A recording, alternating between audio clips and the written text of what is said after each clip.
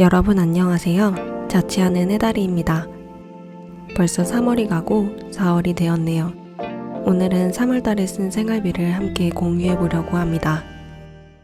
저는 아이폰을 쓰고 있기 때문에 위플 가계부 어플을 사용하고 있는데요.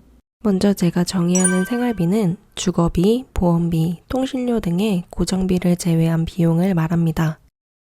여기에는 식비, 쇼핑, 경조사비, 의료비 등등이 있습니다. 위플 어플을 잠시 소개하자면 이렇게 수입과 지출을 매일매일 입력할 수 있게 되어 있고 상세 내역도 나눌 수 있게 되어 있습니다. 한 달 동안 잘 기록하면 한 달의 수입과 지출을 한눈에 볼 수 있게 되는데요. 특히 왼쪽 상단의 그래프 버튼을 클릭하면 저의 지출 내용에 대해서 확인할 수 있습니다. 저는 식비가 15만원에서 20만원 정도 나오는 편인데 이번 달은 집들이를 여러 번 해서 24만 380원이 나왔네요. 그리고 경조사비가 12만 4,826원이 나왔는데 생일 선물, 병문안, 간단한 지인 선물 등이 있었습니다.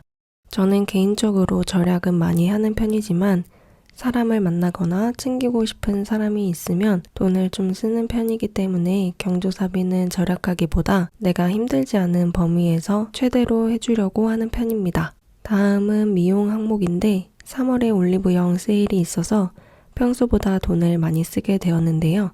총 65,070원이 들었습니다. 요즘엔 화장품 두세 개만 사도 5만원이 돼서 소비를 줄이기가 어려운 것 같지만 최대한 필요한 것만 구매했었습니다.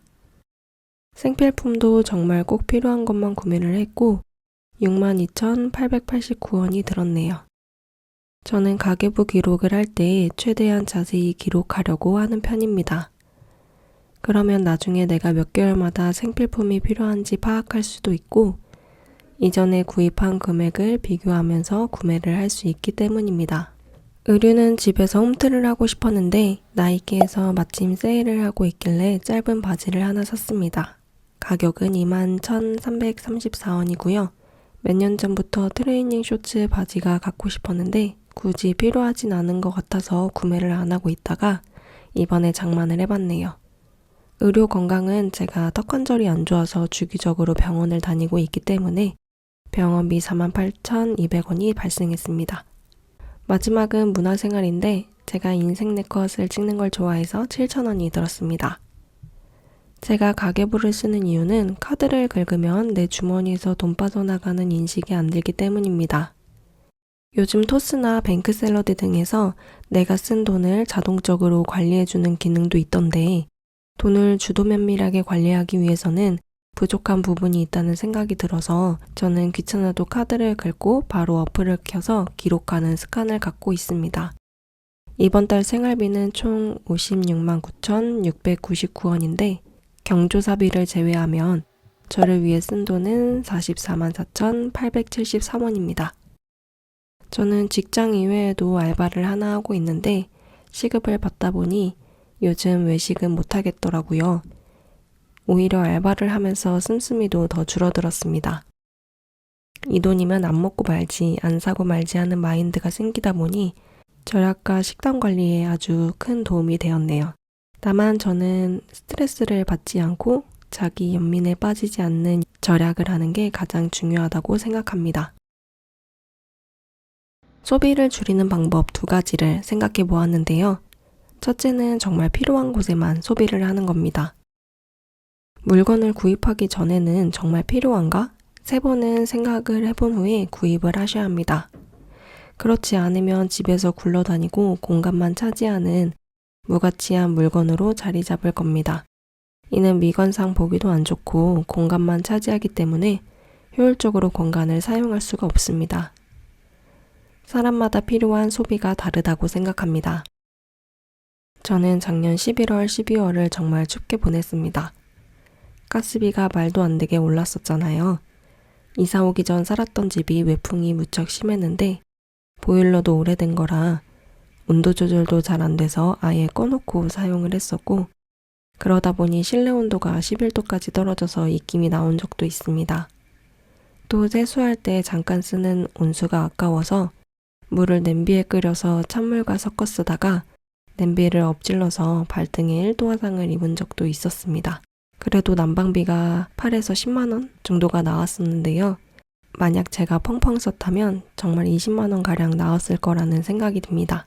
제가 이렇게 아낀 이유는 아낀 부분을 다른 영역에 사용하기 위함이었는데요. 돈은 본인이 가치를 둔 곳에 쓰면 된다고 생각합니다. 저는 난방비를 아껴서 이사할 때 필요한 생필품 등을 샀습니다. 돈은 우선순위를 두면 자연스레 밸런스가 맞춰진다고 생각합니다.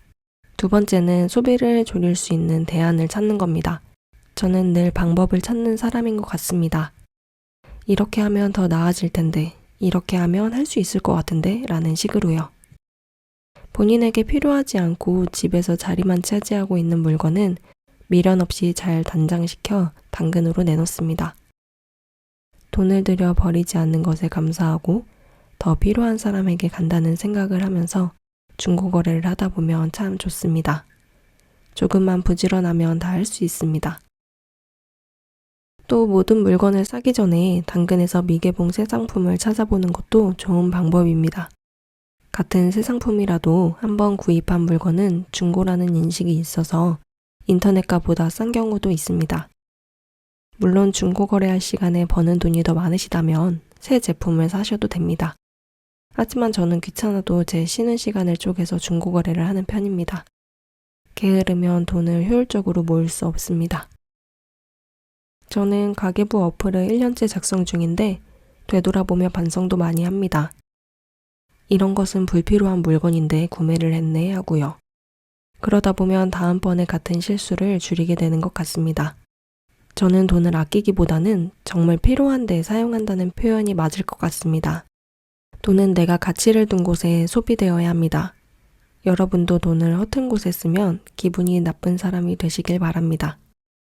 정말로 힘든 사람은 사고 싶은 물건을 참는 사람이 아니라 필요한 물건을 사지 못하는 사람이라고 생각합니다. 무가치한 일에 돈을 쓰다 보면 언젠가 가치 있는 일에 돈을 쓸 수 없을 때가 올 수 있습니다.